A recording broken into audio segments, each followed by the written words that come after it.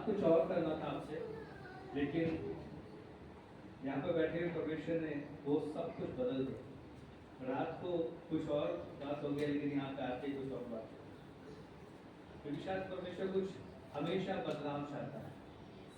हमें हमेशा एक साथ लेकर कभी कभी कुछ ऐसी चीजों को बदलना चाहता है जो ठहर चुकी है ना। कहते ठहरी हुई नदी बहुत जल्दी सूख जाती है, लेकिन जो पानी बहता रहता है वो बढ़ता है घटता है, लेकिन बढ़ता है घटता है चलता रहता है। लेकिन जो रुक गया उसमें क्या हो जाता है, गंदा हो जाता है ना, और उसके बाद क्या होता है, धीरे धीरे सूखना शुरू हो जाता है। लेकिन प्रभु ने हमें ठहराव के लिए नहीं दिया है, प्रभु ने हमें निरंतर बढ़ते रहने के लिए दिया है। हमें और इसलिए आज परमेश्वर ने कुछ और चीजें थी, एक ऐसा बात था जिसके विषय में हमें एक तैयारी है, लेकिन प्रभु ने अचानक ही यहाँ बैठकर मुझे सिर्फ 2 आयतों को दिया। उसमें पहला है रोमी किताब 6 अध्याय 1 से 10, रोमी किताब 8 अध्याय 1 से 11। हमें ये वचनों को मेरे सामने परमेश्वर ने दिया है। निश्चित परमेश्वर प्रभु जी आपसे बात करेंगे। उससे पहले पढ़ेंगे यूहन्ना उसका 7 अध्याय चैप्टर 7 वर्स 39 से पढ़ते। धन्यवाद प्रभु यीशु। उसने यह वचन उस आत्मा के विषय में कहा जिसे उस पर विश्वास करने वाले पानी पर थे। हालेलुया। क्योंकि अब तक हमें दुख चाहिए। क्या लिखा है वहाँ पर? उसने यह वचन उसने आत्मा के विषय में ये कहा। वचन उस बात के विषय में कहा। किसने कहा है?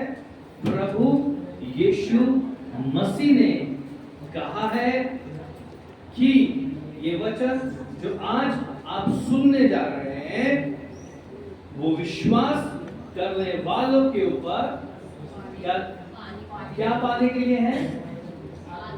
आत्मा जो अभी तक नहीं उतरा था।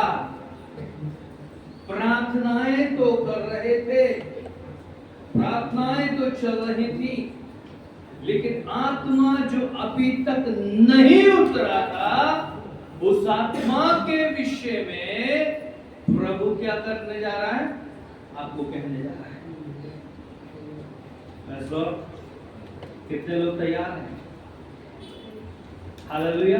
तैयार हैं कि आज परमेश्वर आप विश्वास करने वाले और वचन को सुनने वालों के ऊपर परमेश्वर अपनी आत्मा की सामर्थ को देगा। और जब आत्मा की सामर्थ आएगा तो आप एक साधारण व्यक्ति नहीं, आप एक संसारिक व्यक्ति नहीं, आप एक संसारिक सोच के साथ नहीं, लेकिन आपके जीवन में एक बड़ा ही परिवर्तन आ जाएगा जो संसार के समान नहीं होगा, प्रभु की इच्छा से होगा। आमीन। हालेलुया। परमेश्वर आज आपके जिंदगी में हमें वो बातें करने के लिए जा रहा है। जब आप संसार के अनुसार सोच रहे थे, जब संसार के अनुसार चल रहे थे, जब संसार के अनुसार देख रहे थे, तो संसार के अनुसार ही आपका बोलना था और संसार के अनुसार ही सोचना था।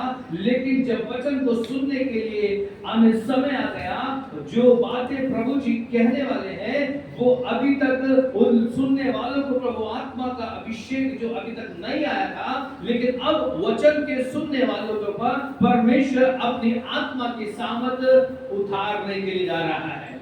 और वो आत्मा की सामर्थ क्या है? आखिर हो जाने वाली नहीं है।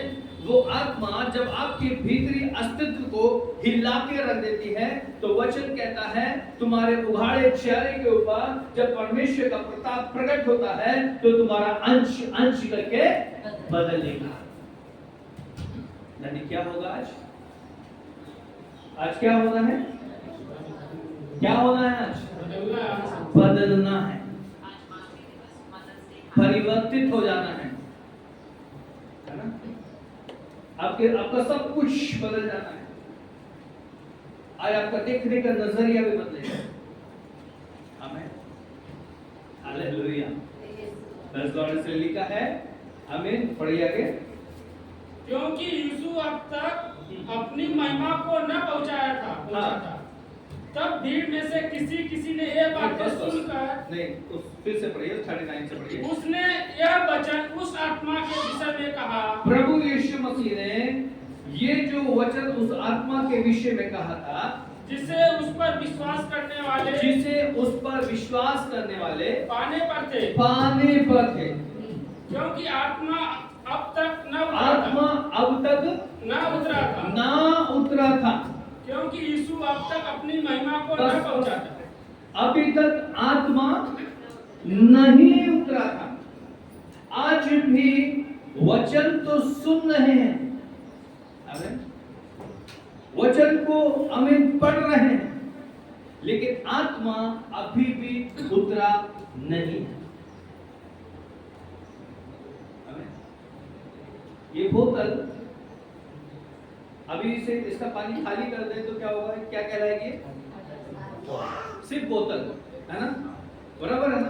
अभी तक पानी है तो क्या कहलाएगी? पानी की बोतल। वैसे ही जब परमेश्वर की आत्मा आप में है, तब आप क्या करेंगे? परमेश्वर की आत्मा में चलने वाला व्यक्ति, है ना? प्रभु का जन, क्योंकि वो आत्मा में है। और जब आत्मा अंदर नहीं है तो क्या है? शारीरिक व्यक्ति। क्योंकि शारीरिक व्यक्ति शरीर के अनुसार सोचता है और शरीर के अनुसार दिन काटता है, लेकिन आत्मा में रहने वाला व्यक्ति आत्मा के अनुसार सोचता है और आत्मा के अनुसार चलता है। बराबर है? परमेश्वर, हमें जब हम पढ़ते हैं परमेश्वर के वचन में कुरिन्थुस के विषय में, प्रेरितों की काम की पुस्तक उसका 10 अध्याय उसके 44 पद में, तो वहां पर पतरस ने सुसमाचार दिया था, है ना? वचन के द्वारा उन्होंने सुसमाचार सुना। वहां पतरस ने उनके लिए प्रार्थना नहीं किया, है ना? Acts chapter 10 verse 44, प्रेरितों की काम की पुस्तक उसका 10 अध्याय उसके 44 पद। हां, पतरस ये बातें कह ही रहा था। पतरस बातें कह रहा था। मेरे अपने में ऐसा लिखा है, जब पतरस प्रभु के बारे में वचन दे रहा था, बता रहा था कि पवित्र आत्मा वचन के सब सुनने वालों पर उतर आया। कैसे लाइन कहता? पवित्र आत्मा वचन के सुनने वालों, हाँ, किसके ऊपर? सुनने वालों को। क्या सुनने हैं? वचन को सुनने वालों के ऊपर, चंगाई के ऊपर नहीं, दुष्ट आत्मा निकल गया उसके ऊपर नहीं, वचन सुन रहे थे। क्योंकि ये वचन जीवित और प्रबल वचन है जो कभी भी आमीन समाप्त नहीं होगा। आकाश और पृथ्वी टल जाएंगे, लेकिन जो प्रभु का दिया हुआ शब्द है वो कभी भी नहीं टलेगा। और यही परमेश्वर का वचन है। यहाँ पे परमेश्वर का वचन पतरस बोल रहे हैं और वचन लोग सुन रहे हैं। आमीन। और जब वचन को लोग सुन रहे हैं तो वो साधारण रीति नहीं उनकी, है ना? बिल्कुल भी साधारण नहीं है। क्योंकि अभी हमने पढ़ा, अभी तक आत्मा नहीं उतरा था। वचन सुनने वालों के ऊपर आत्मा नहीं उतरा था। आत्मा की जरूरत है, आत्मा को चाहिए। अगर आत्मा नहीं है, कहते आत्मा अगर आपके शरीर में से निकल जाते तो ये शरीर खत्म, मुर्दा है। अभी कहां जाएगा ये शरीर? कब्र में दफन होने के लिए, जलाने के लिए, है ना? बराबर है ना? क्योंकि आत्मा चला गया, आत्मा गया। अगर आत्मा है तो आप जीवित हैं, अगर आत्मा नहीं है तो आप जीवित नहीं। लेकिन एक आत्मा जो आपके शरीर में है और आप उस शरीर में जीवित है, लेकिन एक आत्मा जो आपके भीतरी अस्तित्व में आकर आपके जिंदगी को परिवर्तित कर देती है। और ये आत्मा जो प्रभु यीशु मसीह ने कहा था, मैं जाता हूं और तुम्हारे सहायक को भेजूंगा, अर्थात सत्य की आत्मा को, जो तुम्हें सबको सिखाएगी और आने वाली बातें भी तुमको बताएगी। यानी परमेश्वर का वचन कहता है, प्रभु आज आपसे बातचीत करता है कि जब कुरिन्थुस के घर के अंदर पतरस था, तो वहां पर पतरस ने वहां लिखा है कि सिर्फ वचन को दे रहे हैं, वहां पर प्रार्थना पतरस ने नहीं किया। यानी कि वचन के द्वारा अगर आप ध्यान से सुन रहे हैं और आप इस वचन को अपने हृदय रूपी पट्टी पर लिख रहे हैं, तो वचन के सुनने वालों के अंदर जब परमेश्वर का वचन जाता है, उसी समय अगर दुष्ट आपके अंदर इसे रोक रहा है, वो जलाकर राख हो जाएगा। अगर आप बीमारी अवस्था में भी हैं, ये वचन ही आपके भीतरी अस्तित्व में जाकर आपको चंगा कर देगा। हमें आपके घर के अंदर की मुसीबतों के ऊपर आपको लड़ने का अधिकार देगा। आपको सड़क पर जब आप जा रहे हैं, उस समय वचन ही आपको बना देगा। हालेलुया। आप उस वचन के साथ में कहीं पर भी जीत सकते हैं। आप किसी भी परिस्थिति में क्यों ना हो, आप जंगलों के रास्ते में क्यों ना जा रहे हो, लेकिन उस वचन से आप जीवित रहेंगे। परमेश्वर का वचन कहता है, ना दिन को धूप से न रात की चांदी से तुम्हारी कुछ भी हानि नहीं होगी। जंगलों के बीच में से जाओगे तब भी तुम्हारी कुछ हानि नहीं होगी, क्योंकि यहोवा परमेश्वर तुम्हारे आगे और तुम्हारे पीछे चलेगा फिरेगा। जब परमेश्वर तुम्हारे आगे और पीछे चलेगा, वो तुम्हारी रक्षा करने के लिए है, तो तुम्हें भी क्या हो जाना है, हमें तैयार हो जाना है कि प्रभु अब मैं नहीं रहना चाहिए, मैं आप में होना चाहिए। मैं इस बार साधारण इंसान नहीं, शारीरिक तरीके से परमेश्वर पसंद नहीं करता। क्या लिखा है रोमन की किताब उसका 6 अध्याय 1 पद से पढ़ें। रोमन्स चैप्टर 6 रोमी की किताब उसका 6 अध्याय 1 से। तो हम क्या करें? सो अब क्या कहें? क्या हम पाप करते रहे? हाँ, कि अनुग्रह बहुत हो? क्या पाप करते रहे? कि अनुग्रह बहुत कि अनुग्रह बहुत हो जी, हमारे ऊपर तो अनुग्रह हो गया, अब तो हमारे पास सब कुछ हो गया है ना। जी हाँ, यही थोड़ा कंफ्यूजन लोगों को कर रहा है कि अनुग्रह मिल गया जी, आशीष हो गया है, विश्वास कर लिया है। लेकिन प्रभु यीशु मसीह जी ने आमीन यूहन्ना की किताब में वहां तैयारी की है, अभी तक विश्वास करने वालों ने आत्मा को नहीं पाया था। अब वचन के सुनने वालों के ऊपर आत्मा को आना आवश्यक था। आमीन। क्योंकि शारीरिक व्यक्ति क्या कर रहे हैं कि वो लिखा है कि लोग सोच लगे, अरे हम तो क्या पाप करते रहे, क्योंकि अनुग्रह बहुत हो गया है ना।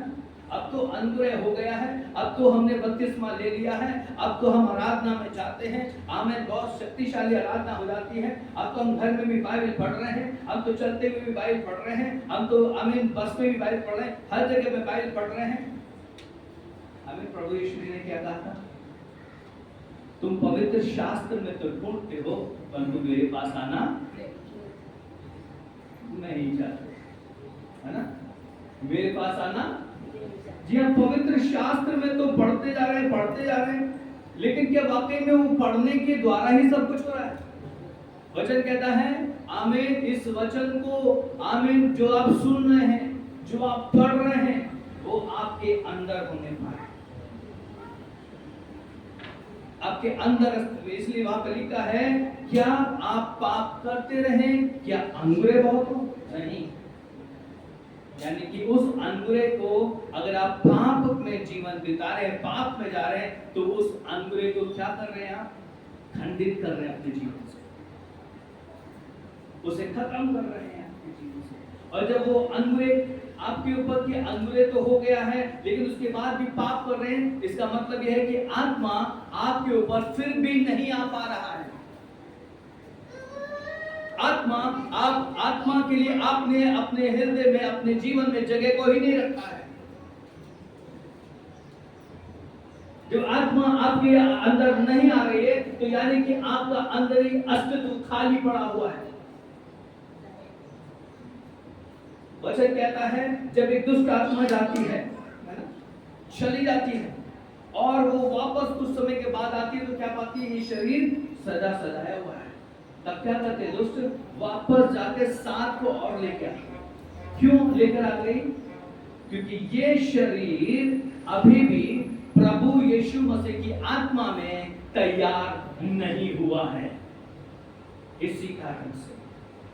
और अगर प्रभु यीशु मसीह की आत्मा में शरीर तैयार हो जाएगा, तो वो आकर देखेगा तो सही, लेकिन कहेगा अब मैं इसमें आ नहीं सकता, क्योंकि प्रभु यीशु मसीह का इस घर में निवास हो गया है। आमीन, हालेलुया। इसलिए वचन यहाँ पे कहता है, आगे पढ़े, कदापि नहीं, कदापि नहीं। हम जब पाप के लिए मर गए, पाप के लिए मर गए, किसके लिए मर गए? पाप के लिए, पाप के लिए एक बार मर गए, तो फिर आगे को उसमें क्यों कर जीवन बिताए? आमीन। जब आप एक बार पाप के लिए मर गए, क्या पाप के लिए जीवन बिताना है? पाप के अस्तित्व में जीवन जाना है, पाप के अस्तित्व में जीवन नहीं। आमीन। जो पाप का अस्तित्व है वो पाप, शैतान आपके जीवन में, स्पिरिट आपके जीवन में, वो दुष्ट शक्तियां आपके जीवन में आकर आपके जीवन को पाप में बनाती है, अपने हिसाब से आपको चलने के लिए सिखाती है। लेकिन जब आत्मा आपके अंदर आती है तो आपका हिसाब, आपकी सोच और आपके विचार सब कुछ एक तरफ हो जाते हैं, क्योंकि उस समय परमेश्वर की आत्मा आपके अंदर जब काम करती है तो जो प्रभु की बात होगी वही आपके जीवन के अंदर होगी, अन्यथा नहीं। एक छोटा सा उदाहरण देते हैं। हमें काफी समय पहले, हमें बल्कि अभी भी कई बार ऐसा होता है कि हम लोग ड्रेस लेने के लिए जाते हैं। जब ड्रेस लेने के लिए जाते हैं, एक दुकान पे देखते हैं, देख लिया, पसंद नहीं आया, अच्छा से अच्छा ड्रेस नहीं आ रहा है, पसंद नहीं आ रहा। वाइफ कहती है, क्या इतना अच्छा अच्छा ड्रेस है, आपको पसंद नहीं आ रहा? बस अच्छा तो है, लेकिन मेरे अंदर खुशी नहीं आ रही, मुझे खुशी नहीं आ रही। फिर दूसरी दुकान पे गए, तीसरी दुकान, पूरा एक दिन हो गया नहीं लिया ड्रेस। अरे क्या हुआ, इतनी बड़ी बड़ी शॉप पे भी दुकान पे देख लिया, लेकिन फिर भी आपने ड्रेस नहीं लिया। दूसरे दिन गए, दूसरे दिन भी देख लिया, फिर भी ड्रेस नहीं लिया। तीसरे दिन गए, तीसरे दिन भी देखकर नहीं लिया। क्यों हो गया ऐसा? दुकान तो अच्छा है, सब कुछ अच्छा है, कपड़ा भी अच्छा है, लेकिन फिर भी अच्छा नहीं लग रहा। कीमत भी अच्छा है, दुकान वाले कह रहे हैं अरे सर और अच्छा कीमत है। मैंने कीमत की बात ही नहीं, बात यह है कि मुझे अच्छा नहीं लग रहा है, अंदर से खुशी नहीं आ रही इस कपड़े को, नहीं आ रही है। अब वो दुकान वाले क्या बोलेंगे, मुझे तो समझ नहीं आ रहा, अच्छे अच्छे कपड़े निकाल के रख दिए। फिर एक छोटी सी शॉप में, छोटी सी दुकान में गए और छोटी सी दुकान में कपड़ा देखा, बहुत सस्ता कपड़ा है, बहुत ज्यादा सस्ता है, और उसे देखा और देखते उसे कहा ये ले। यानी एक तो होता है कि हमारे पास पैसा है, हम कुछ भी खरीद सकते हैं, और एक ऐसा है कि जो चीज परमेश्वर ने नियुक्त की है वो हमें मिली है ना। ये है आत्मा की पद्धति, आत्मा का कार्य। ऐसी कई बार समय मेरी मैरिज नहीं होती थी, तो कई बार मैं अकेला चप्पल खरीदने के लिए या पेन लेने के लिए जाते थे, तो पेन 100 रुपए से लेकर और 2 रुपए तक का पेन। तो हम जब 100 रुपए से पेन देखते हैं, अच्छे से अच्छा पेन 100 रुपए का, हमें और भी अच्छा से अच्छा पेन निकला, लेकिन जब कोई पेन नहीं लिया तो यूज एंड थ्रो वाला पेन, यूज और थ्रो। ये पेन 2 रुपए का पेन 100 रुपए का भी ले सकता, लेकिन सिर्फ 2 रुपए का आता है। क्यों ऐसा है, क्या कारण है? उसका कारण यही है कि जब आप परमेश्वर के हो गए हैं तो आपका अस्तित्व का सोच चला गया है। वचन कहता है जब आप बपतिस्मा लेते हैं तो बपतिस्मे का अर्थ शरीर के मैल को दूर करने का अर्थ नहीं है, बल्कि आपके शुद्ध विवेक से परमेश्वर के वश में हो जाने का अर्थ है। कि हमने बपतिस्मा तो ले लिया है, लेकिन क्या है, वो बपतिस्मा लेने से बात नहीं बनेगी।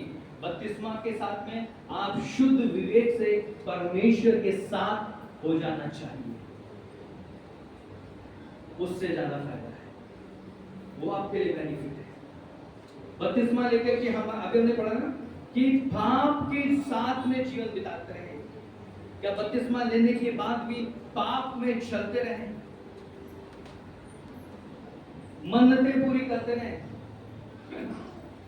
एक बहन ऐसे करके मन्नत मांगती है, हे खुदा, ओ मुझे आप आशीर्वादित किया है और मुझे आप ये वाला वरदान दे दीजिए, मैं इतने समय तक क्या है, मैं घुटनों पर रहकर प्रार्थना करूंगी, है ना। मन्नत मांगना शुरू कर दे तो घुटने पर रहकर प्रार्थना करूंगी, लेकिन क्या होता है? वचन कहता है सबोपदेश की पुस्तक में अपने मन्नतों को पूरा करने के लिए क्या करना, उतावली मत करो। क्यों? उसका कारण क्या है? कारण ये है कि वो मन्नत आपके शरीर से है। परमेश्वर ने कहा था क्या? जो चीज परमेश्वर ने नहीं कहा उसे आप कैसे कर रहे हैं? आप कौन है? आपका क्या अस्तित्व है? आप एक माटी के पुतले हैं, मिट्टी में से बनाए गए हैं और मिट्टी में मिलाने वाले हैं। तो जब मिट्टी से मिलाने वाले हैं तो आपका कोई भी अस्तित्व नहीं। आप अपनी मन, जब आप प्रभु में आए हैं तो आपकी मन्नतें नहीं चलेंगी, प्रभु की इच्छा आपके जीवन में चलेगी। हालेलुया। मन्नतें आमीन। अब पुराने अस्तित्व नहीं है। वचन क्या कहता है? यदि कोई मसीह में तो नई सृष्टि है, पुरानी बातें बीत गई, अब सब कुछ नया हो गया। अब आप सब कुछ नया हो गया।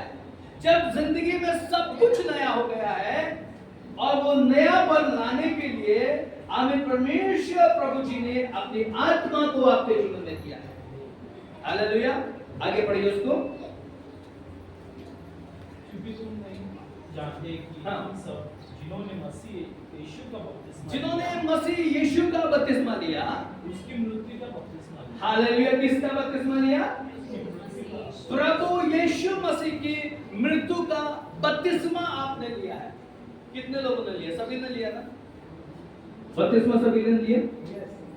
आवाज नहीं आ रही मुझे। पीछे से आवाज नहीं है। हेलो, आवाज नहीं आ रही है। कितनों ने बपतिस्मा लिया? सभी लोगों ने लिया। क्यों बपतिस्मा लिया? क्या कारण है बपतिस्मा लेने का? ताकि दोबारा पाप में न बसे। ओके, पाप में नहीं बसे। ओके, और अपना जुना स्वभाव छोड़ के नए स्वभाव में आना। हाँ, जुना स्वभाव छोड़ के नए स्वभाव में आ जाए। और क्या है? और परमेश्वर के धर्म में राज की खोज करना। ओके, और धर्म राज की खोज करना प्रभु की ओर। और बताइए।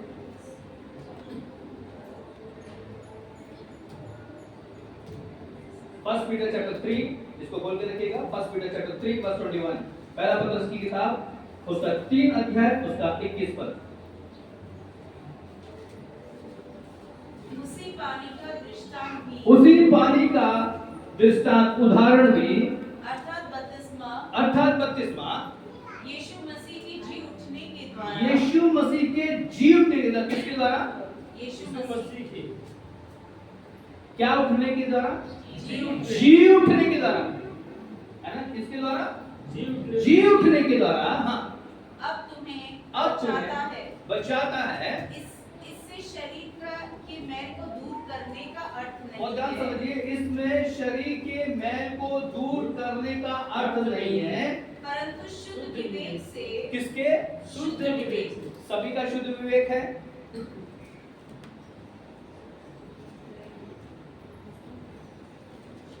हालेलुया। शुद्ध विवेक है।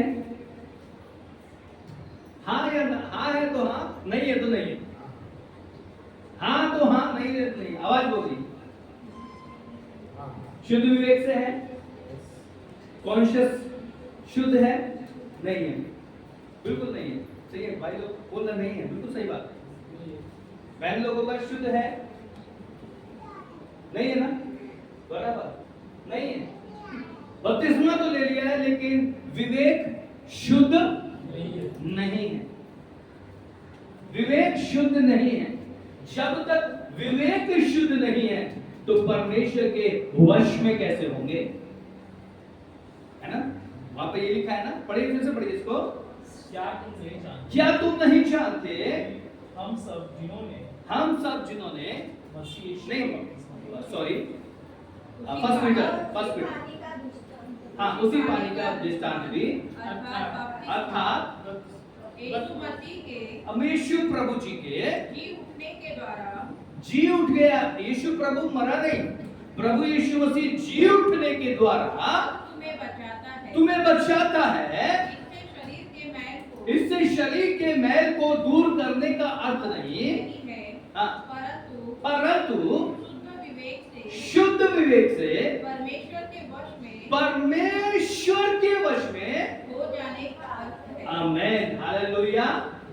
यानी कि आप जब शुद्ध विवेक से परमेश्वर के वश में होते हैं तो आपका अस्तित्व का सारी बातें खत्म हो गई।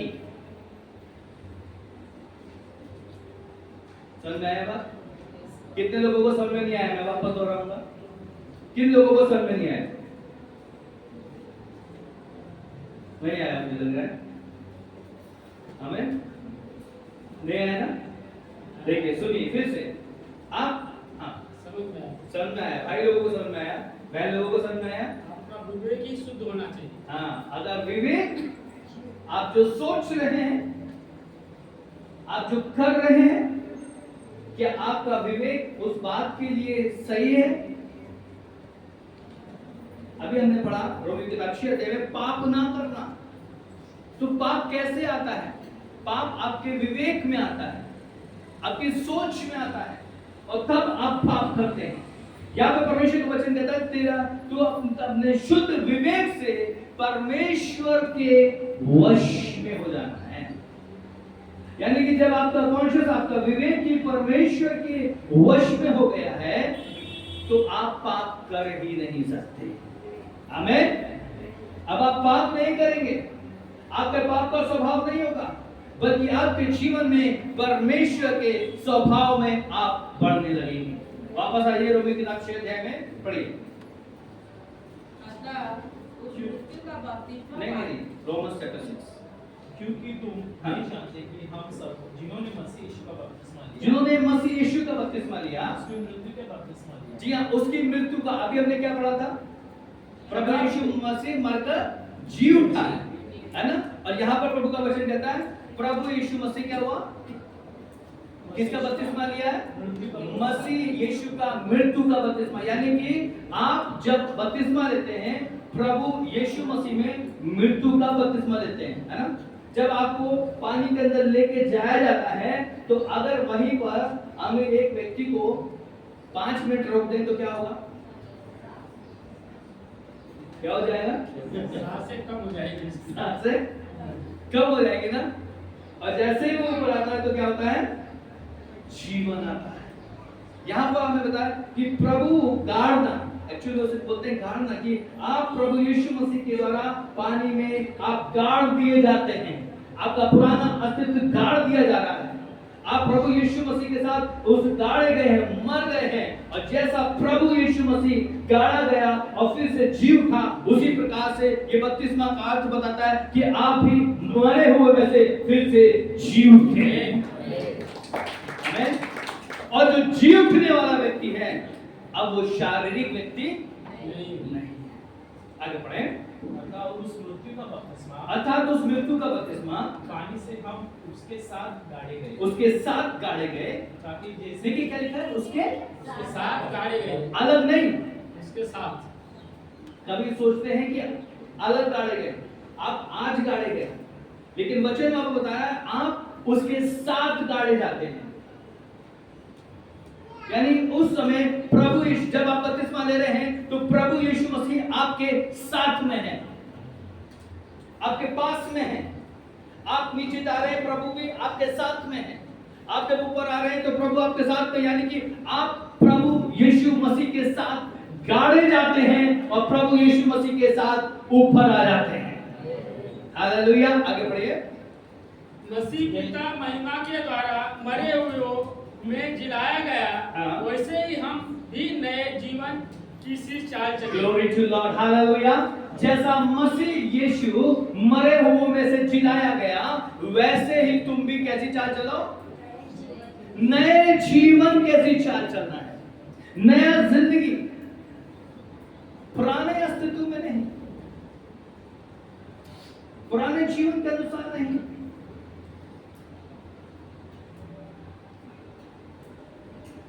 हालेलुया। आमीन। क्या आज तो बपतिस्मा ले लिया, कल कहाँ जाना है? डांडिया खेलने के लिए जाना है। हमें कल कहाँ जाना है? हमें मेरे एक पार्टी में जाना है। कौन सी पार्टी है?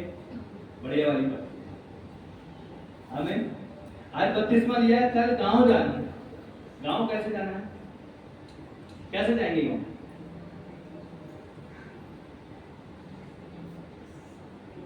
कैसे जाएंगे गांव? ट्रेन से। ट्रेन से जाएंगे ना? कैसी अवस्था में जाएंगे?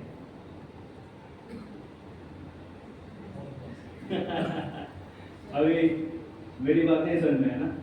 यहाँ पर आकर जब प्रभु यीशु मसीह में आप नए हो गए हैं, आपने पुराना जीवन छोड़ दिया है, आपने सब कुछ त्याग दिया है, अब आप प्रभु में नए हो गए हैं, अब आपको गांव जाना है, तो आप कैसे जाएंगे? गांव वाली अवस्था में जाएंगे। कौन सी अवस्था में? गांव वाली अवस्था में जाएंगे। मसीह अवस्था में आप जाने के लिए तैयार नहीं होंगे, क्योंकि आपको गांव वाली अवस्था में आपको गांव वाले पहचानना चाहिए। मसीह अवस्था में जाएंगे तो लोग आपको पहचानेंगे नहीं। लोग कहेंगे अरे ये कौन आ गया, ये तो कोई और ही व्यक्ति हो गया है, ये कहां से आया, ये तो बॉम्बे में जाकर कुछ बदल गया है व्यक्ति, इसने क्या कर लिया। हमें ऐसा पूछेंगे ना, क्योंकि उसका सब कुछ परिवर्तित हो गया है। और अगर उसका परिवर्तन नहीं हुआ है तो वो जैसी अवस्था से गांव से आया था वैसी अवस्था में गांव में वापस आ रहा है, तो कोई भी पूछने वाला नहीं, क्योंकि उसमें परिवर्तन नहीं हुआ है। तो यानी कि अगर बपतिस्मा लेने के बावजूद भी आपकी जिंदगी में परिवर्तन नहीं है तो आपको कोई पूछने वाला नहीं है। लेकिन अगर आपका जीवन में परिवर्तन है तो आपको लोग कहेंगे क्या हुआ, तू कौन है, तू किसे चाहता है, तू किसके पास जाता है, तूने किसे चाह लिया है, तू किससे प्रेम करने लगा है, तू किसकी उपासना करता है, लोग पूछना शुरू कर देंगे। आमीन, हालेलुया, हालेलुया। परमेश्वर का वचन कहता है, आमीन। आगे बढ़े। क्योंकि यदि हम उसकी मृत्यु की समानता में उसके साथ जुड़ गए हैं, अगर यीशु मसीह की मृत्यु की समानता में हम जुट गए हैं तो निश्चय उसके जी उठने की समानता में भी जुट जाएंगे। अपने हाथों को उठाकर प्रभु का धन्यवाद करें। Hallelujah, hallelujah. अगर निश्चय ही आप प्रभु यीशु मसीह की मृत्यु की समानता में जुट गए हैं, तो जैसे प्रभु यीशु मसीह की मृत्यु की समानता में आप गए हैं, वैसे प्रभु यीशु मसीह की जी उठने की समानता में भी आप जी उठेंगे। हालेलुया। आप मसीह यीशु में जी उठेंगे, आप साधारण व्यक्ति नहीं। अब जब प्रभु यीशु मसीह जल से बाहर आया था तो वचन कहता है आमीन, पवित्र आत्मा उनके ऊपर उतर आया था और आकाशवाणी हुई थी, ये मेरा प्रिय पुत्र है। Hallelujah, praise Lord. जी हाँ, आप जब प्रभु यीशु मसीह में आप जब बपतिस्मा ले रहे हैं, उसी समय परमेश्वर देखता है आमीन, क्या ये वाकई में मेरा प्रिय पुत्र और मेरी प्रिय बेटी बनने के लिए है कि आज मैं इसके ऊपर अपनी आत्मा को उतारूं। आमीन। कुरुल्लूस के घराने के अंदर उस समय में हमें सुसमाचार सुन रहे थे, पत्र सुसमाचार सुना रहे थे, वचन का प्रचार कर रहे थे। वहां पे कोई प्रार्थना नहीं की गई, कुछ नहीं हुआ, लेकिन वचन के सुनने वालों के ऊपर प्रभु ने देखा आमीन, निश्चय जिनके ऊपर आत्मा के आवश्यकता है। आमीन, हालेलुया। यानी परमेश्वर देखता है कि आत्मा के लिए कौन से व्यक्ति तैयार है। वचन कहता है सारी बातों के लिए क्षमा होगी, लेकिन अगर आत्मा के आत्मा के विषय में कोई बात है तो क्षमा नहीं होगी।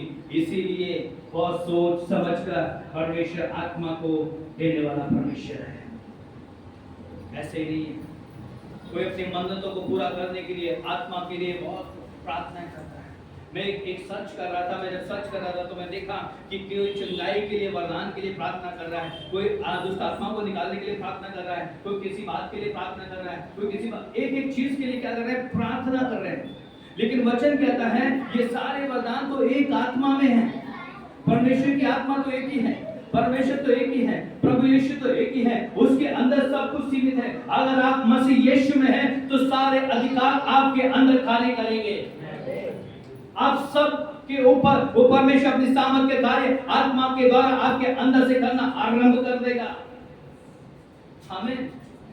क्योंकि आप प्रभु यीशु मसीह में जीवित हैं। जो प्रभु यीशु मसीह में जीवित हैं, आमीन, जैसे प्रभु यीशु मर के जीव था और प्रभु की आत्मा में तैयार हुआ, प्रभु ने आपको भी वैसे ही अपनी आत्मा में तैयार किया ताकि आप प्रभु की महिमा के लिए परमेश्वर की सामर्थ के द्वारा कार्य करने वाले बने पाए।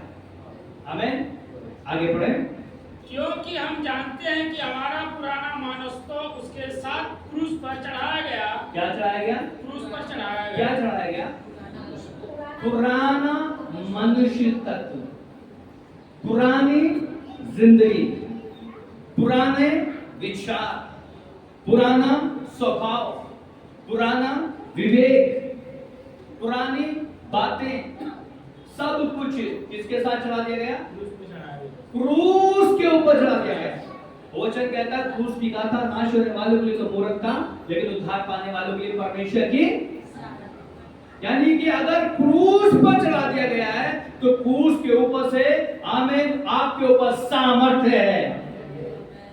आमीन।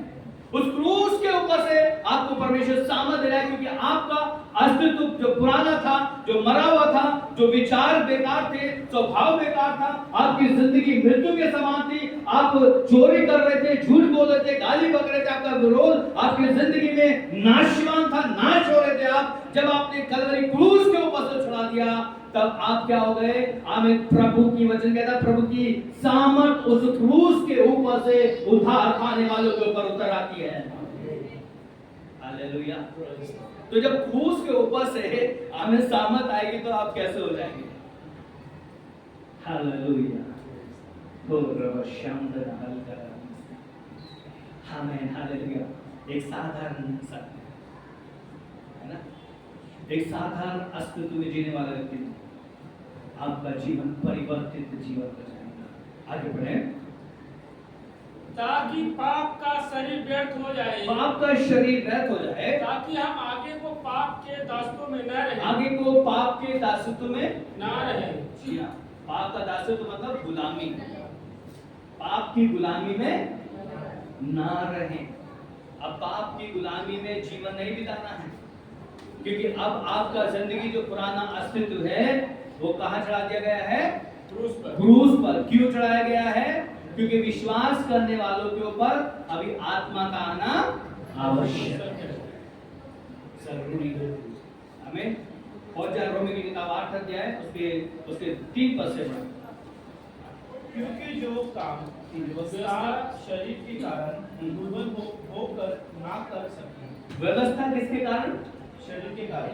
शारीरिक अवस्थाओं में थी तो वो कार्य ना कर सकी। हाँ, उसको परमेश्वर ने किया, उसको परमेश्वर प्रभु जी ने किया, अर्थात अपने ही पुत्र को पापमय शरीर में समानता में और पाप बलि होने के लिए दे दिया। हाँ, आगे। शरीर में पाप पर दंड की आज्ञा दी। शरीर में पाप पर दंड की आज्ञा नहीं। हाँ, इसलिए कि व्यवस्था की विधि हाँ, हमें जो शरीर के अनुसार नहीं पर आत्मा के अनुसार। किसके अनुसार? आत्मा के अनुसार नहीं, जो शरीर के अनुसार नहीं, वरन आत्मा के अनुसार। जो शरीर के अनुसार नहीं है वह किसके अनुसार है? जो आत्मा के अनुसार है उसके ऊपर पाप की व्यवस्था, पाप का अधिकार नहीं है। आया बात सुन में? अगर शारीरिक अवस्था में है तो पाप का अधिकार आपके विवेक में है, आपके साथ में है। और मैं लास्ट में बताया था कि पाप तो दरवाजे पे खड़ा रहता है ना, कहीं नहीं जाता, दरवाजे पे खड़ा हुआ है ना। वचन कहता है वो खटखटाता रहता है, खोल दे भाई दरवाजा खोल दे, दरवाजा खोल दे, और वो दरवाजा फट से खुल जाता है। लेकिन प्रभु यीशु मसीह का वचन कहता है, प्रभु का वचन ये भी कहता है कि प्रभु यीशु मसीह भी क्या कहता है? दरवाजा खटखटा रहा है कि मेरे लिए भी द्वार खोल दे। तो वचन यहाँ पर बता रहा है कि पाप की अवस्था से उठकर जो आत्मा की अवस्था में चलते हैं उन पर क्या है, हमें परमेश्वर हमें शारीरिक अवस्थाओं में नहीं, संसारिक अवस्थाओं में नहीं, लेकिन अब आत्मा की अवस्था में उनका शरीर हो जाता है। हमें आगे बढ़े। क्योंकि शारीरिक व्यक्ति शरीर की बातें पर मन लगाता है। शारीरिक व्यक्ति किस पर मन लगाता है? शारीरिक बातों पर मन लगाएगा ना। आज उसने क्या बनाया, आज उसने क्या किया, अरे वो फलाने क्या कर रहा था, आज फलाने ने क्या बोला था, आज इसने ऐसा किया। यानी कौन सी बातें ये? शारीरिक बातें हैं। शारीरिक व्यक्ति शारीरिक बातों के ऊपर मन लगाते हैं, शारीरिक सोच हो जाती है। वचन साफ कहता है शारीरिक व्यक्ति शारीरिक बातों पर मन लगाते हैं। कौन सी बातों पर मन लगाना है? शारीरिक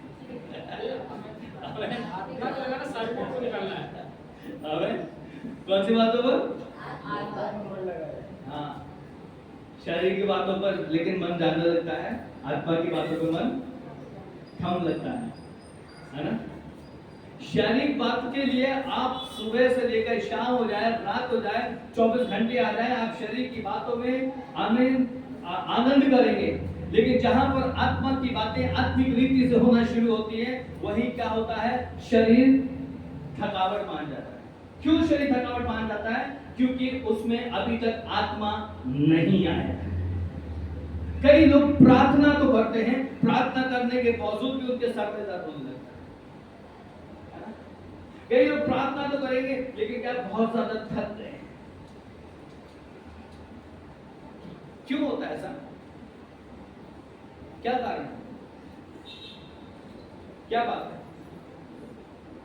क्योंकि वो शारीरिक है।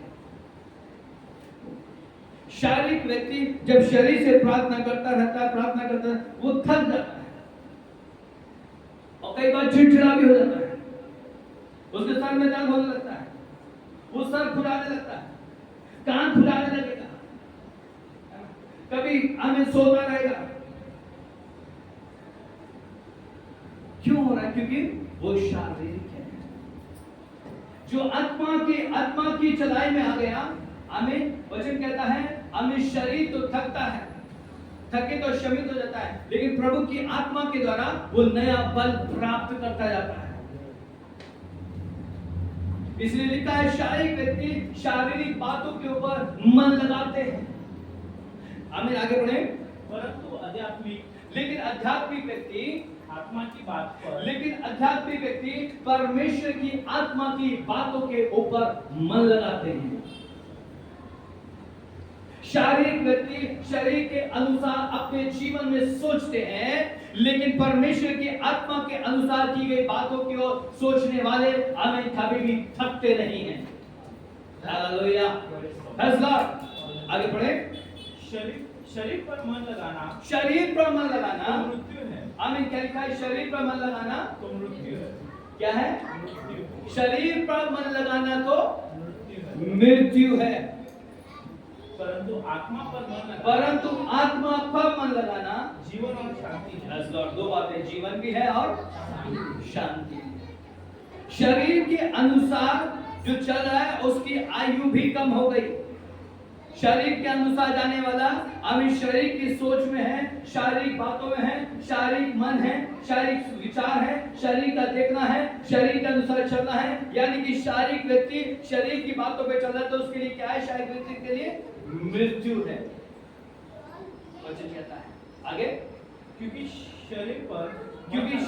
शरीर पर मन लगाना तो परमेश्वर से बैर रखना है। हालेलुया। Praise Lord. हालेलुया। हमें सभी लोग बाइबल में देख रहे हैं, बराबर ऐसे लिखा है ना ऐसे लिखा है ना, कुछ बाहर तो नहीं है ना, बराबर ऐसे ही है ना। यानी कि वचन यहाँ पे कहता है शरीर पर मन लगाना तो परमेश्वर से बैर रखना। किससे बैर करना है? है। तो आप सोच लीजिए कि आप अगर अपनी इच्छाओं को परमेश्वर के सामने रख रहे हैं, क्या वाकई में वो परमेश्वर की इच्छा के अनुसार है? आप जो अपनी मन्नतों को रख रहे हैं, क्या वो परमेश्वर की इच्छा के अनुसार है? यानी कि आप शारीरिक अनुसार है, और जो कहता है जो शारीरिक अनुसार है और शरीर के अनुसार बातें हैं, वो परमेश्वर को प्रश्न नहीं कर रहा है। वो किसे खुश कर रहा है? अपने आप को। शैतान तो खुश ऑलरेडी हो गया, मालूम है आपको? शैतान तो ऑलरेडी खुश हो जाता है, उसे कुछ करने की जरूरत नहीं है। वो तो बगल में हाथ डाल के खड़ा हुआ है, हाँ बपतिस्मा तो ले लिया है, हाँ बाइबल तो पढ़ रहा है, लेकिन चलना तो वैसे ही है जैसा मैं चल रहा हूँ। चलना तो उसे वैसे ही जैसे मैं चलाऊंगा। क्यों? क्योंकि शरीर में है ना, उसे पता है ना कि शरीर में है ना, और जब तक शरीर में है, आमीन, इसे मेरी जरूरत है ही नहीं, अपने आप ही काम हो रहा है, अपने आप ही काम हो रहा है उसका, कुछ करने की जरूरत नहीं है उसको। उसको तो करने की जरूरत तब पड़ती है जब मनुष्य आत्मा में आ जाता है। वचन कहता है शरीर आत्मा के विरोध में, आत्मा शरीर के विरोध में लालसा करता है। यानी कि अब जब लड़ाई होती है आत्मा और शरीर में, तब होती है बातें। परमेश्वर का वचन हमें बता रहा है, यानी आत्मा और शरीर में लड़ाई होती है, हमें विरोध हो जाता है, विद्रोह करने लगता है, लेकिन वचन कहता है आत्मा के द्वारा शरीर पर आप विजय प्राप्त कर सकते हैं। आमीन। आगे बढ़ें। क्योंकि ना तो परमेश्वर की व्यवस्था के अनुसार और ना हो सकता है, और जो शारीरिक दशा में है, वे परमेश्वर को प्रसन्न नहीं कर सकते, वो परमेश्वर को कभी भी खुश नहीं कर सकते। हालेलुया। वो परमेश्वर को कभी भी खुश नहीं कर सकते। कितनी भी मन्नतें मांगो, कितनी भी मन्नतें करो, कितना भी चढ़ावा दे, कितना भी कुछ हो जाए, लेकिन अगर वो शरीर में, तो परमेश्वर को कभी भी खुश नहीं कर सकते। किसको खुश करना है? मनुष्य को, चाचा ताऊ को, दादा दादी को, गांव वालों को, या परमेश्वर को? किसको खुश करना है? परमेश्वर को। यानी परमेश्वर को खुश करना है तो आपके शरीर की हर एक वो बात जो सांसारिक है उसे छोड़कर दिखना चाहिए नया अस्तित्व में। आमीन। हालेलुया। जब आप आमीन, बहुत से किसानों हैं और किसानों के यहाँ पे अगर कोई आम का पेड़ लगाते हैं तो पहला जब फल आता है तो कैसा आता है? छोटा फल आता है ना, आम का छोटा फल आएगा, लेकिन दूसरी बार थोड़ा बड़ा हो जाएगा, तीसरी बार और थोड़ा सा बड़ा हो जाएगा, चौथी बार और थोड़ा सा अच्छा हो जाएगा, है ना। यानी कि जब 5-6 साल गुजर जाएंगे, 6 सालों के बाद बड़ा सुंदर फल आएगा, कहेंगे अरे बहुत सुंदर लग रहा है ना। क्या हो गया? अब इसमें परिवर्तन हो गया है। वही परिवर्तन आपके गांव में, आपके शहर में, आपके नगर में, आपके घर में, आपके रिश्तेदारों के बीच में आत्मा के द्वारा दिखाई देना चाहिए। हालेलुया। वो बदलाव ही आमीन लोग देखने पाएंगे। आमीन। वो बदलाव को देखेंगे कि ये व्यक्ति कुछ बदल गया है, अब ये व्यक्ति हमारी तरह नहीं है, हमारे जैसा नहीं है। यानी कि जब आप शारीरिक अवस्थाओं से बाहर आते हैं, आत्मिक अवस्थाओं में जीने लगते हैं, तब आप संसार के नहीं लेकिन आप प्रभु के हो गए हैं। आप संसार को खुश नहीं कर रहे, आप प्रभु को खुश कर रहे हैं। आमीन। हालेलुया। आगे बढ़ें।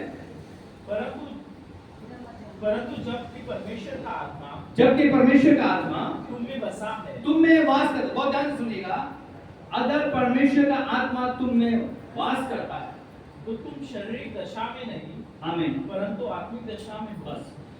क्या परमेश्वर का आत्मा वाकई में वास किया है? कितने लोगों के अंदर परमेश्वर का आत्मा है?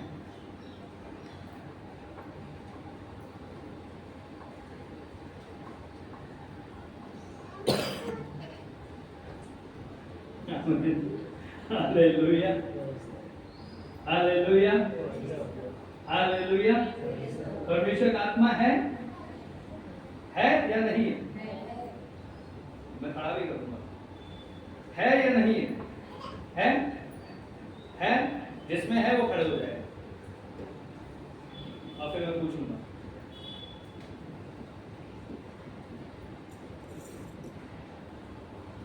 है ना? मेरी बात समझ में आया?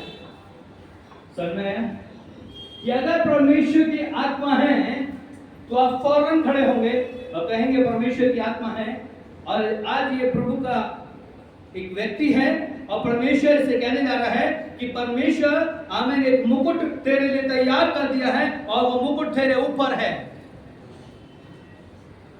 वाकई में है कि वो मुकुट जो तुझे दिया जा रहा है,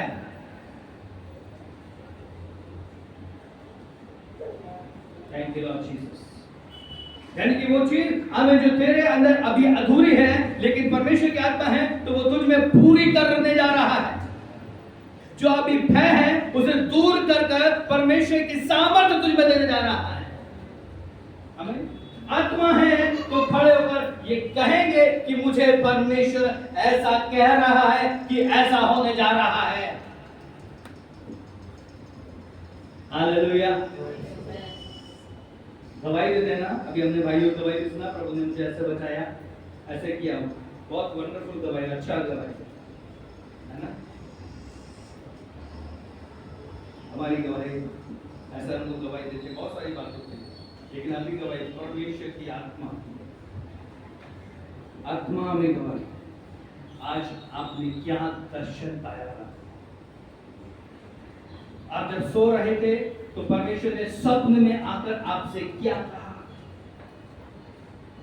परमेश्वर चाहते हैं आप, आमीन। जब परमेश्वर ने मूसा से कहा कि मैं इस्राएलियों से वार्तालाप करना चाहता हूं, तब मूसा से लोगों ने कह दिया हमें बात नहीं करना, तू ही हमसे बात कर लेना।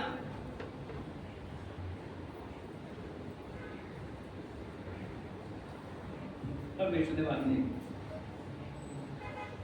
क्योंकि उनका विवेक तैयार नहीं था। वो शरीर में खुश थे, शरीर की अवस्थाओं में खुश थे। मूसा में लेके चल रहा है, जैसे चल रहा है वैसे हम भी चलते चलेंगे।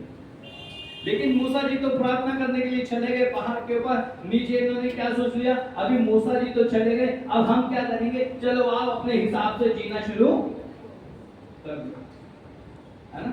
अभी अंकल जी तो नहीं है, अंकल तो चले गए, चलो आ यार हम लेट भी जाएंगे तो अंकल थोड़ी नहीं आके देख रहे, उनके बेटा या बेटी थोड़ी नहीं कुछ कहेंगे, कुछ बताएंगे हमें। क्यों? क्योंकि कौन सी अवस्था है, कौन सी अवस्था, बस बोलिए बोलिए, शारीरिक अवस्था है। क्योंकि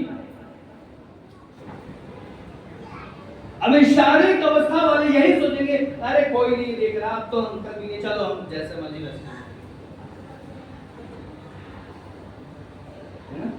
अब तो ऐसे ही चले जाएंगे, कोई दिक्कत वाली बात नहीं,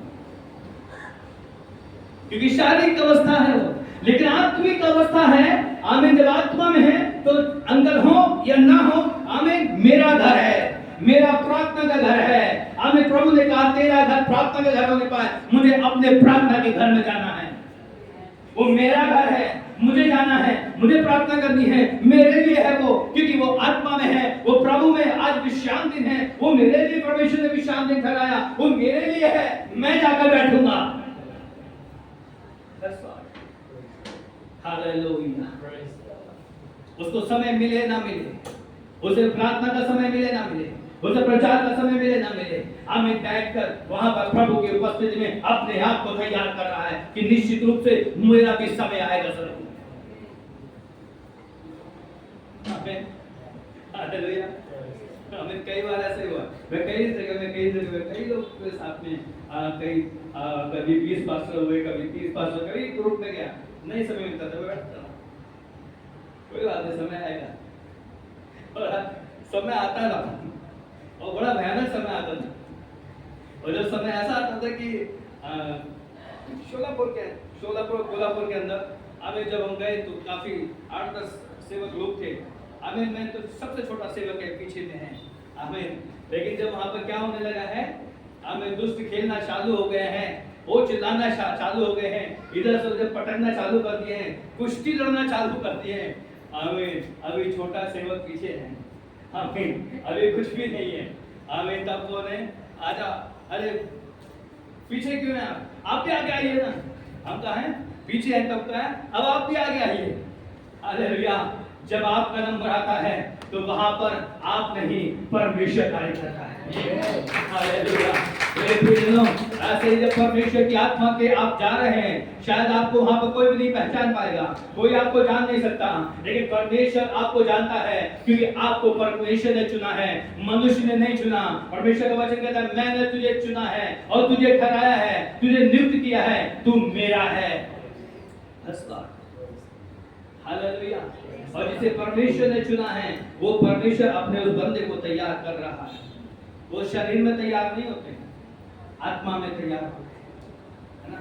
वो कैसे तैयार होते हैं? जब एक बीज भूमि में गिरता है ना, गिर जाता है जमीन में, डाल दिया ना, अभी क्या कर रहे हैं? वो मर जाता है। जब मर जाता है, वो अंकुरित होता है, अंकुरित होकर वो पौधा बनता है, वो बढ़ना शुरू होता है।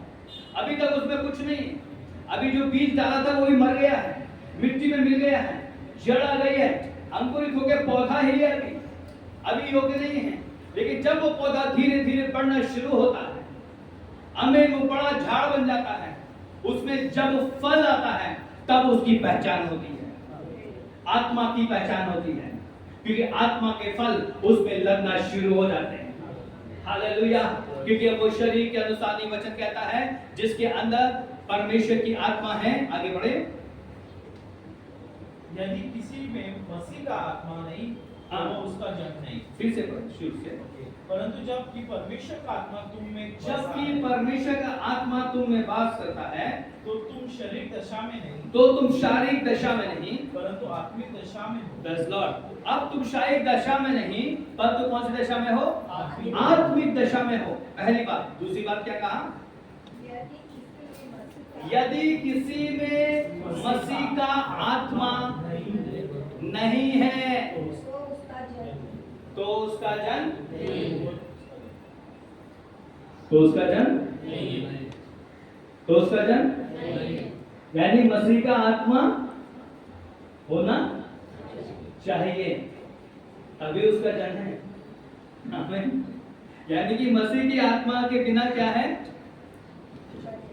खाली है, कुछ नहीं, खाली है, यानी उसका जन अभी बना नहीं है। आपको मालूम है, विश्वास करने के द्वारा पुत्र कहलाया, बराबर है ना? यूहन्ना की किताब पहला अध्याय 12 पद में लिखा है ना, पढ़ लीजिए, से खोल के रखिएगा।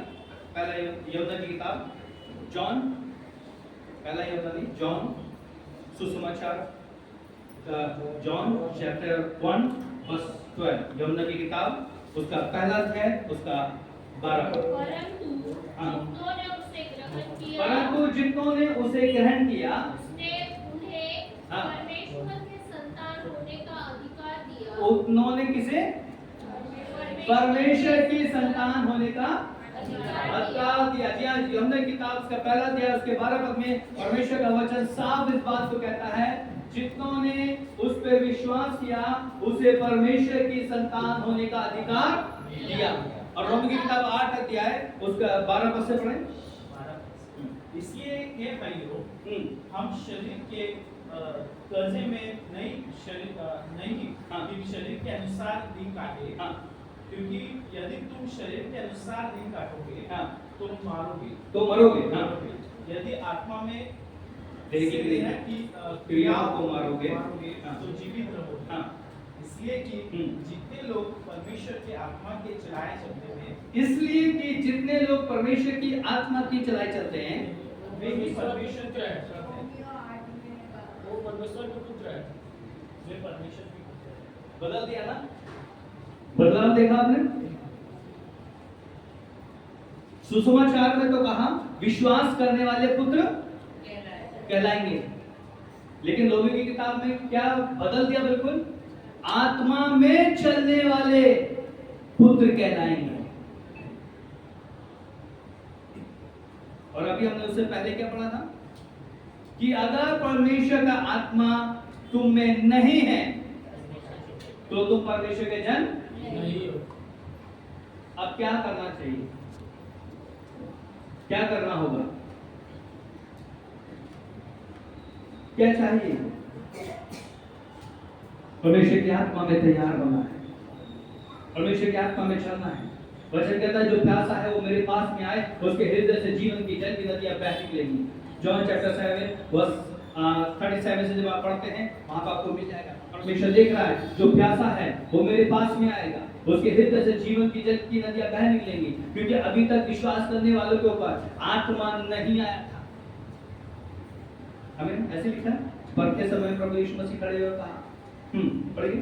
परम के अंतिम दिन जो मुख्य दिन है, क्या यीशु खड़े हुआ, यीशु मसीह खड़े हुए और पुकार कर कहा, पुकार के कहा, यदि कोई प्यासा हो, यदि कोई प्यासा हो तो मेरे पास आए, मेरे पास आए और पिए।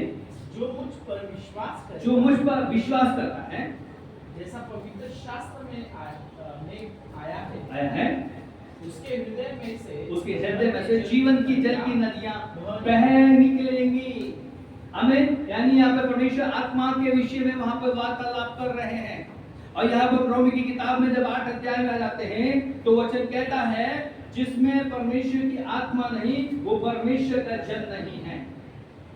इसलिए वचन क्या कहता है, जब तक कोई मनुष्य नए सिरे से ना जन्मे वो परमेश्वर के राज्य का वारिस ना है। कैसे नहीं ठहरेगा? क्योंकि परमेश्वर की आत्मा उसमें नहीं है। क्योंकि आत्मा नहीं है तो हम है कैसे, है ना? हमने तो विश्वास किया, विश्वास से है ना। लेकिन वचन अभी बता रहा है कि आत्मा के द्वारा पुत्र है ना, आत्मा के द्वारा है।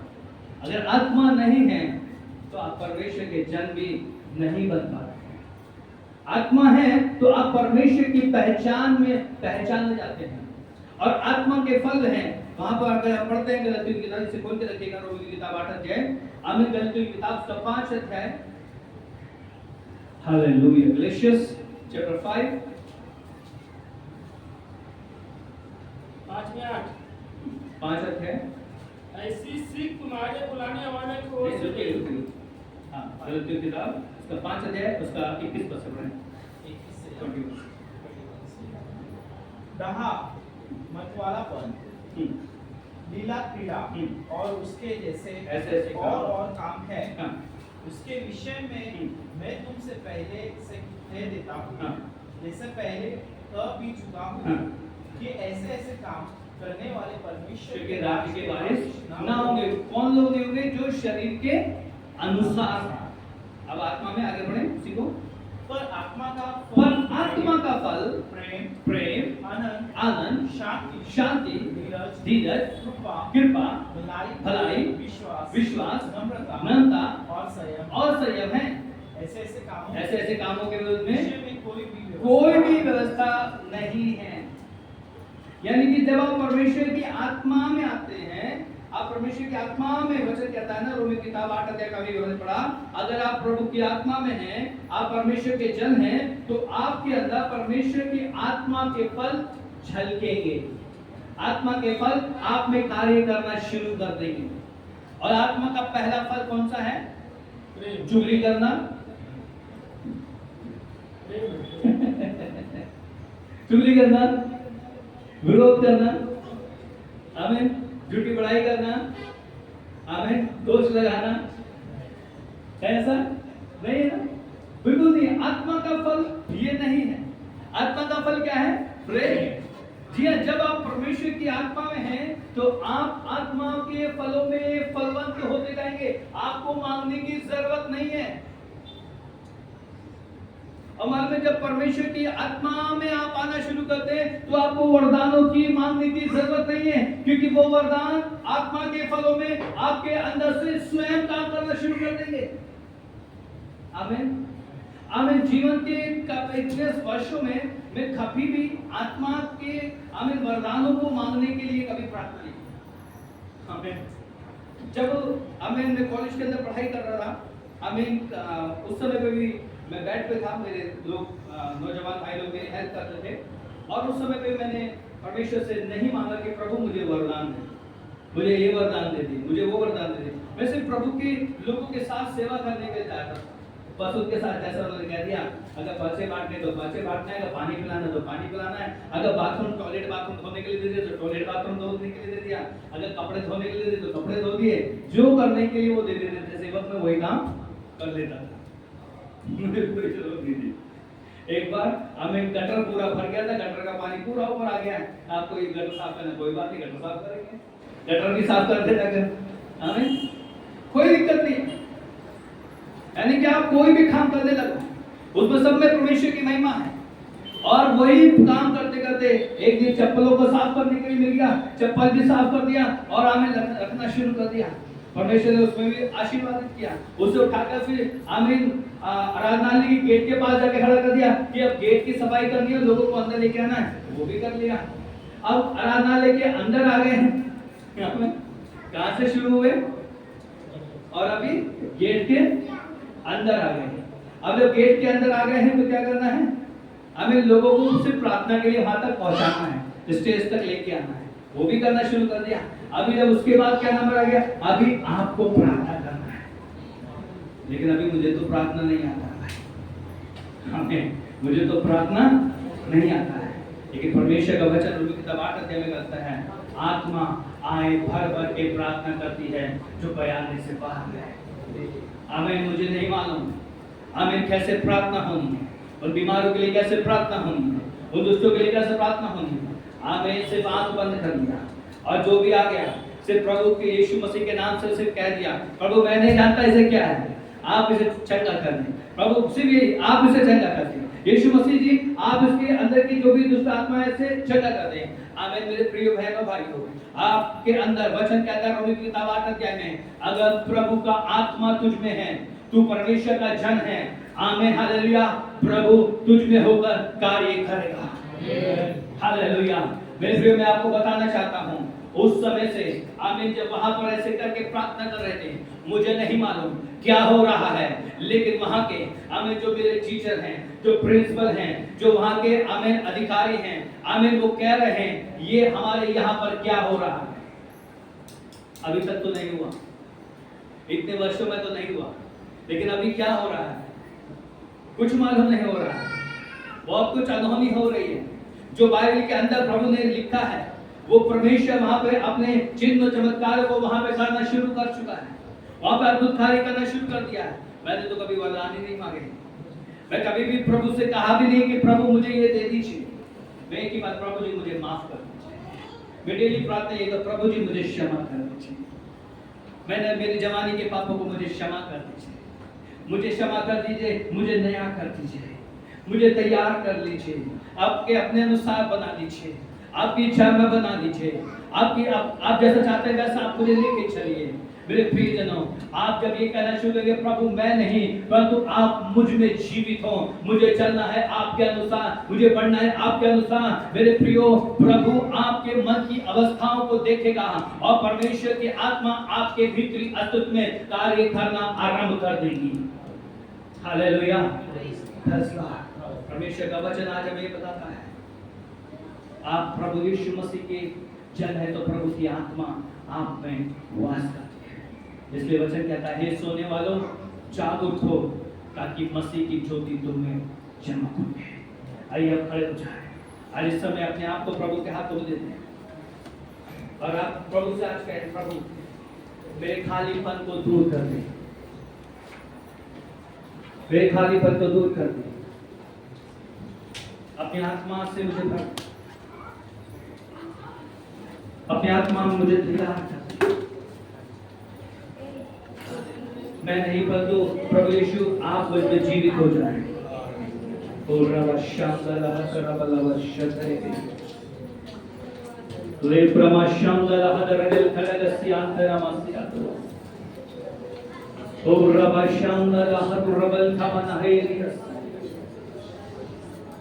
शंबरा हब्रहम बुरुस्तरिवेरी अंदर अवस्या। आपके अंदर अभी तक अगर आत्मा एक कार्य नहीं हो रहा है, आप प्रभु की आवाज को अगर अभी तक सुन नहीं पा रहे हैं, अभी तक आप स्वप्न नहीं देख पा रहे, तो आज कहते हैं प्रभु मेरी आत्मिक आंखों को खोल दे, मेरे आत्मिक कानों को खोल दे, मेरे हृदय में आप आ जाइए प्रभु। ये शरीर आपने अपने लहू से खरीदा है, ये मेरी जिंदगी नहीं है, ये मेरा शरीर नहीं है, ये आपका है। Thank you, Holy Spirit. Oh, Rabba Shanda Rabba Haturabal Kamanari Siarabari. Juda Barahanda Namalahe Taka Juda Rahasala de Namarianda Nama. Walhamda Lava Shankala Virhanta Namanahe Kadaragajala. Ji Kabaragada Najanadaragadar Ragadanamal Hashadal Hasada. ओ अगर आपके अंदर आपको रुकावट बनने वाली कोई भी spirit है उसे कैंसिल कर दें प्रभु। आमीन। आपके जीवन में क्या क्या बातें हैं वो आपको प्रभु की आत्मा में रोक रही हैं। शायद आपकी मन्नतें प्रभु की आत्मा में आपको रोक रही हैं। आज उस मन्नतों को खंडित कर दें। आज अपने विचारों को खंडित कर दें। आज अपनी सोचों को खंडित कर दें। आज आप नए हो जाएं। आज आपकी सोच नहीं हो जाए और आप आज इसी समय मेरे खुदावन प्रभु यीशु की आत्मा में हो। आप प्रभु के जन हैं। आप प्रभु के जन हैं। आप प्रभु की बेटी हैं। आप प्रभु के बेटे हैं। और जब आप प्रभु के बेटे और बेटे हैं आपके अंदर परमेश्वर की आत्मा राज्य करेगी। प्रेकानाला शांदाला रहोसिया वलहम थे ओ लिबे शांदाला वहोटोसी ओ प्रेहेटी काम रहेता ए लिबे शांदारेसिया ओ pray शांदाले Iko riandava shete, o vildosh, ibrosi, sianda baraheki, o shanda lataragendia, o precious dia, ये पुरानी रहे, यीशु मसीह के नाम से शांति रहे। मसीह यीशु के नाम से आज एक नई देह बने पाए। ओ पिता परमेश्वर मसीह यीशु के नाम से ये देह नई हो जाए, ये शरीर नए हो जाए, ये शरीर नए हो जाए, ये शरीर नए हो जाए। पुराना शरीर छाता रहे, पुराना शरीर छाता रहे, पुराना शरीर छाता रहे। ये पुराना शरीर नहीं, वो नया शरीर को मिलने पाए, मेरे बेटों को मिलने पाए, बेटियों को मिलने पाए। ओ यीशु मसीह के नाम से इसी समय मेरे भाइयों के शरीर नए हो जाए। ओ इसी समय वचन कहता है यदि कोई मसीह में है तो वो नई सृष्टि है। पुरानी बातें बीतने पाए, प्रभु जी उनका शुद्ध विवेक हो जाए, शुद्ध विवेक से परमेश्वर के वश में होने पाए, बहने परमेश्वर के वश में होने पाए। ओ यीशु मसीह के नाम से मैं ये हुक्म देता हूं। मेरे प्रभु यीशु जो भाइयों बहनों ने आपके बच्चों ने अपने हृदय को तेरे लिए खोल रहे हैं पिता। वे कभी अपने हाथों को उठाकर आपकी ओर आपके हाथों को छूना चाहते हैं। वे प्रभु उनके हाथों को छू लीजिए पिता। ओ प्रभु जी आज इसी समय ओ प्रभु जी आप उनको दर्शन दे पिता, उनको स्पर्श कर लीजिए पिता। और जब आपका वचन कहता है जहाँ भी मेरे नाम से 2 या 3 जन इकट्ठे होते हैं मैं उनके बीच में हूँ। मेरे प्रभु यीशु मसीह में विश्वास के साथ आत्मा में घोषणा करता हूँ प्रभु आप हमारे बीच में हैं प्रभु। और जो बातें आपने किया है पिता आज आपके बच्चों के लिए प्रभु, ताकि आपके बच्चे आपकी आत्मा में तैयार हो जाएं। मेरे खुदावन प्रभु यीशु मसीह के नाम से ये शरीर अब शारीरिक शरीर नहीं पिता, शरीर के अनुसार दिन काटने के लिए नहीं प्रभु, आत्मा के अनुसार तैयार होने के लिए, आत्मा के अनुसार तैयार होने के लिए पिता, आत्मा के अनुसार तैयार होने के लिए पिता, आत्मा के अनुसार तैयार होने के लिए पिता यीशु मसीह के नाम से। फिर से आग बरसा दे, फिर से तूफान आने दे, तेरी महिमा से तेरे सामर्थ्य से फिर से तू अभिषेक कर दे प्रभु।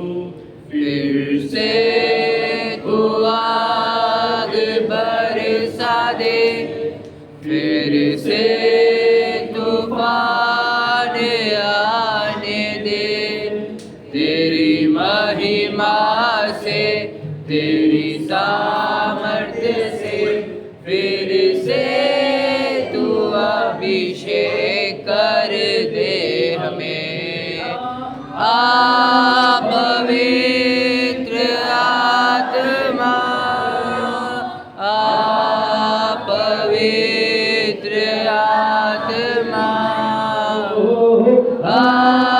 पवित्र आत्मा, पवित्र आत्मा,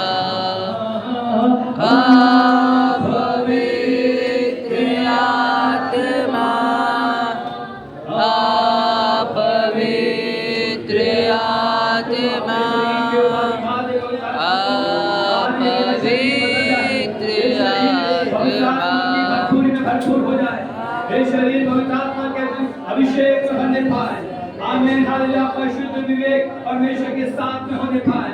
ओ पवित्र आत्मा को आमीन आपके शरीरों में आपके जीवन में कार्य करने दे यीशु मसीह के नाम से, यीशु मसीह के नाम से, यीशु मसीह नाज़रेत के नाम से। मेरे पिता प्रभु जी, आज इस समय के लिए आपका धन्यवाद करते हैं। आपने जितनी बातें हमारे जीवन में किया है प्रभु जी, आपके बेटों बेटियों के जीवन में किया है प्रभु जी, आज इसी समय पिता प्रभु यीशु मसीह के नाम से मैं ये कहता हूँ प्रभु, ये शारीरिक देह नहीं, वो आत्मिक देह में बदल जाएंगे यीशु मसीह के नाम से। मेरे प्रभु जी, मैं प्रार्थना करता हूँ आपके दास के लिए पिता, मेरे प्रभु जी वो हमारे बीच में नहीं पिता, लेकिन पिता आपका वचन कहता है आपके स्वर्गदूत उनके साथ में हैं। मेरे प्रभु यीशु मसीह के नाम से, और जितने लोग उनके साथ में उन सबके साथ में आप रहते हैं पिता प्रभु, जिस प्रकार से वो गए हैं उसी प्रकार से उन्हें प्रभु जी आपकी सुरक्षा में आने के लिए भी प्रार्थना करते हैं। मेरे प्रभु यीशु मसीह के नाम से हम यहाँ पर सभी भाई बहनों के लिए, बच्चों के लिए धन्यवाद करते हैं पिता। सभी भाइयों बहनों को आज आपके पवित्र वचन से, जो वचन के सुनने वालों को पवित्र आत्मा की सामर्थ आया था पिता, वो वचन के सुनने वाले आज इसी समय से आपकी आत्मा के परिवर्तन में आमीन बढ़ने पाए पिता। मेरे प्रभु जी की आपका वचन कहता है आमीन, शरीर के कर्जदार नहीं प्रभु कि शरीर के अनुसार दिन काटे, बल्कि आत्मा के अनुसार चलने पाए। मेरे पिता प्रभु यीशु मसीह के नाम से आपके दासगणों को भी आपके हाथ में सौंपता प्रभु, उनको भी आपके अनुग्रह में लेते हैं। मेरे पिता प्रभु यीशु मसीह के नाम से भाई डेविड के लिए धन्यवाद करते हैं पिता, आपने जो उनके ऊपर प्रभु जी अपनी सेवा दिया है प्रभु जी, वो मुकुट जो आपने उनके सर के ऊपर दिया है प्रभु, आपकी महिमा में सामर्थ पूर्वक बढ़ने के लिए पिता, ये वो परमेश्वर मसीह यीशु के नाम से हम आपकी महिमा के धन्यवाद करते हैं पिता। मेरे प्रभु जी आए हुए सभी भाई बहन बच्चे नौजवान के धन्यवाद, अपने लिए धन्यवाद, परिवार के धन्यवाद, जिस प्रकार से आपने अभी तक प्रत्येक भाई बहन बच्चे नौजवानों को संभाला प्रभु जी, ऐसे ही आने वाले हफ्ते में भी आप सभी को संभालें, आपकी महिमा प्रत्येक के जीवन में होने पाए, हम घटे और आप बढ़ने पाए। हम प्रत्येक को प्रभु जी आपके हाथों में सौंप देते हैं और सारी आदर में मदद के पिता यीशु क्रिस्त प्रभु के नाम से मांगते हैं, आमीन।